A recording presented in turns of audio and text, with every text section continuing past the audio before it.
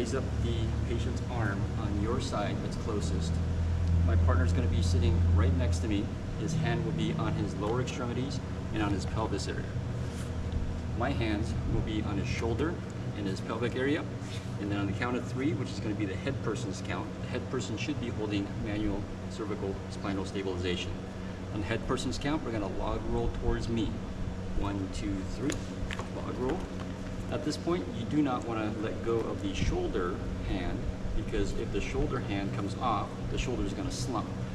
My partner is holding the pelvic area, so I can release this pelvic area here. I'm going to expose and observe the back area for deformities, contusions, abrasions, punctures, penetrations, burns, tenderness, lacerations, and swelling. I'm also going to palpate the lumbar and thoracic area all the way down for point tenderness, spinal alignment, and any step-offs, all the way down to the coccyx, right? I also want to check this area for any flail segments, paradoxical motion, penetrating object, or sucking chest wound. Great time to check for incontinence, check for a wallet, the buttocks area for any deformities, contusions, abrasions, punctures, penetrations, burns, tenderness, lacerations, or swelling. Once that occurs, pull the back toe towards me, make sure the legs are straight. On the head person's count, we're going to log roll the patient down. 1, 2, 3.